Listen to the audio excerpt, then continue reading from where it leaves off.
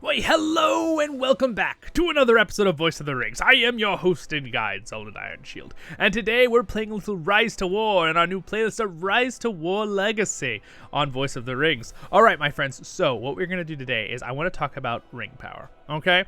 This episode is going to be about ring power guides for newer players or players that possibly just might want to know a little refresher on things, okay?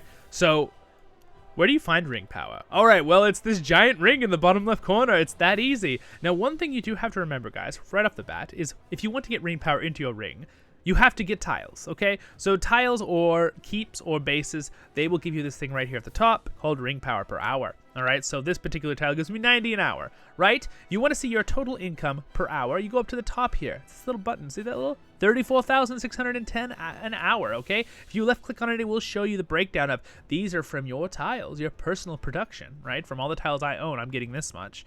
Fellowship production, which is from Mysterious Springs in your fellowship that you've all captured. We have one at the moment. We'll have more, I'm sure.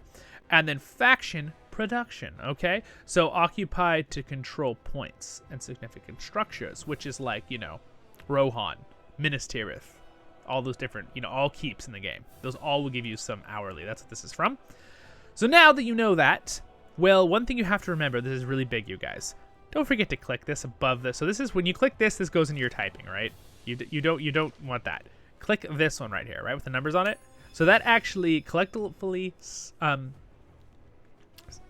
excuse me, got totally tongue-tied there for a second. You collected your ring power, right? So that's important to do because if you just click on your ring, it won't be in there, the ring power. And this can, I don't think this will ever stop collecting. I don't think there's a cap to this collecting. I've never seen that before. So you could just always click on it any time and you can see it go up.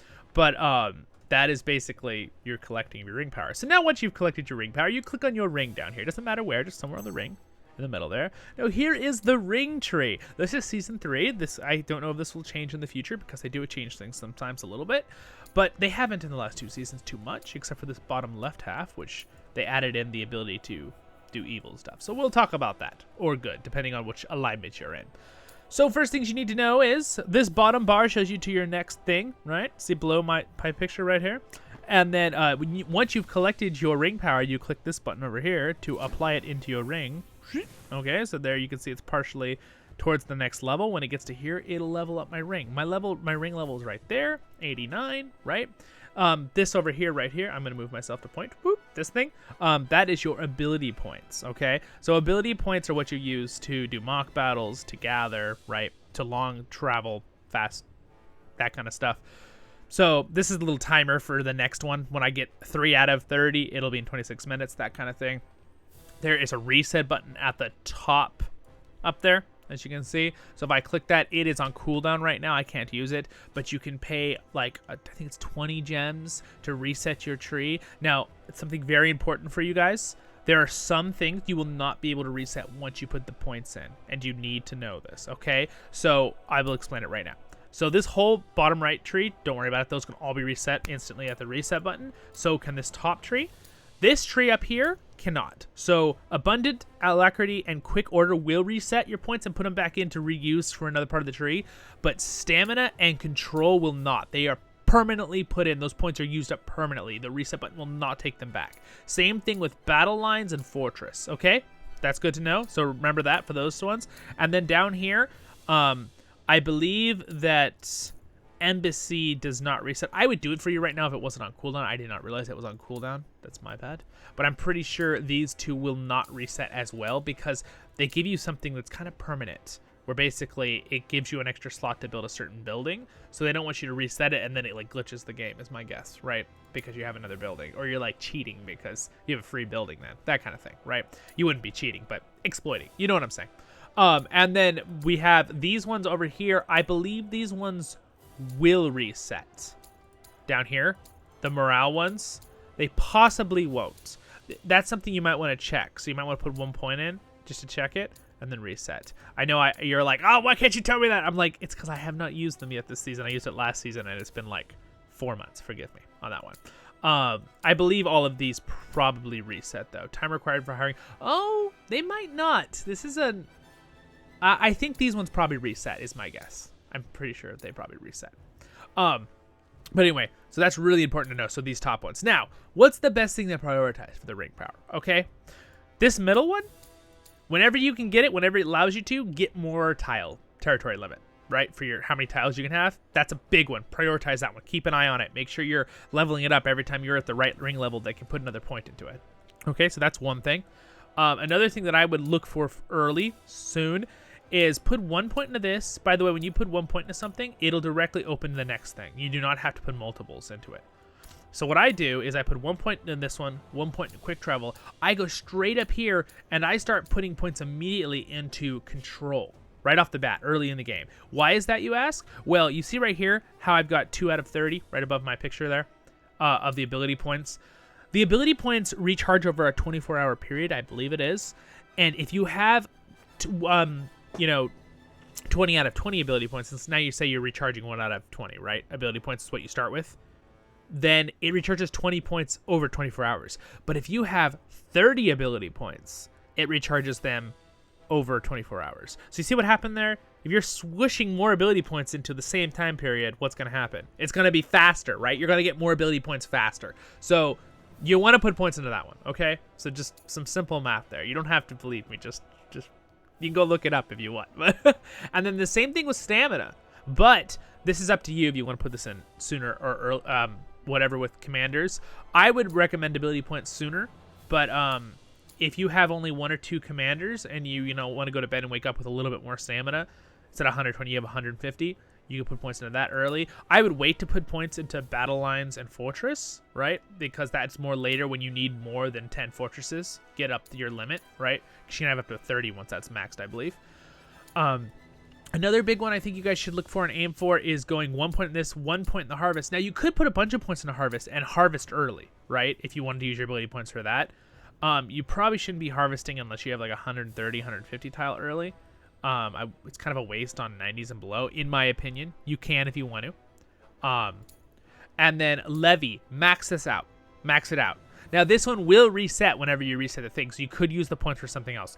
But levy plus 30% to your gold levy every single time that's up, that's huge, right? Especially when, again, in my building video, I told you, you guys need to build your, what are they? Not quarries. It's the, where you have your troops. I'm going to look at it right now because it's driving me crazy now. Okay, go into buildings. Look, this will increase your gold levy too. Just side note on this video. Right here. Quarters. That's the word I was looking for. All your quarters will all increase your gold levy and a resource, right? So get those up as much as you can too. But we're talking about ring power. So we'll go back to ring power. And now these top ones up here, these are all just a little tiny. I would use these more later in the game. You can use them early if you want to try to buff things up, but they're only a up 5% increase to all your resources when they have 10 points in them, okay? Which is a lot when you have a lot more later. So again, if you're wondering about your resources, you can click up here on the top here, and then it'll show you your breakdown. But again, as you can see, ring buff, right? How much you're getting buffed for those and things, right? So there are a little bit, I'm getting a little bit of bonuses from some stuff there. But again, this will increase, I believe if I actually put a point into it, it'll increase it more, right? It will, I know it will. I don't know why I said I think, I know it will. But 5, 5, 5, okay? Good to know. This is for harvesting. Abundant Wisdom, this is just a flat focus damage increase for your commanders, great. A march speed increase for your armies, great. These are all good to have. Abundant Power, I love to have this if you have a lot of might heroes. Right? Physical damage for your commander. This is awesome. A 10% increase, right? If you're using a Gimli or a Dane or an Aragorn or a, Boromir, all these people that use a lot of physical damage, right? There's a lot more.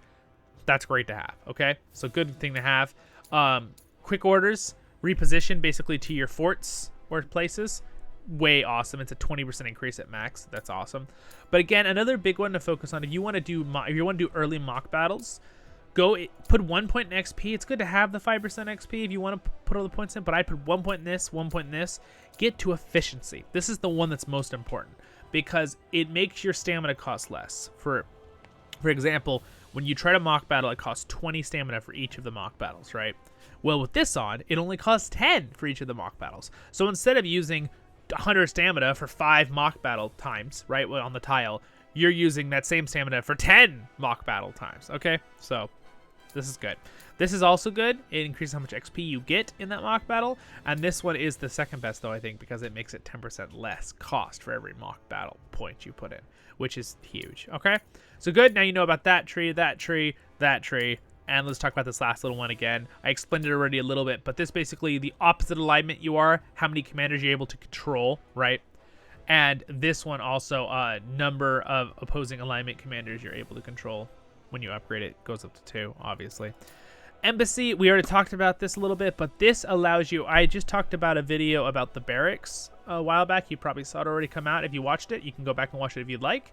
It's in the playlist, or RiseToWar Legacy. Basically, what this is helping you with is increasing how many of these you can have out here. So right now, I can have 2, right? Because I only have 2 points in that. So if I wanted to build a third thing, a scout lair. See right here, it says ring embassy needs to be level 3, because I can't build a third one because I already have 2 of them, right? For the opposite alignment. So that is what this is for, embassy right here, okay? All right. Now, another thing, so you don't get confused, if you want to upgrade a building, right? I want to upgrade this to level 5. See how right here it says dark embassy level 7? Don't confuse that with the ring power. That's a building, okay? So if you go into your buildings, this is, I have to show you this so you're getting confused, newer players.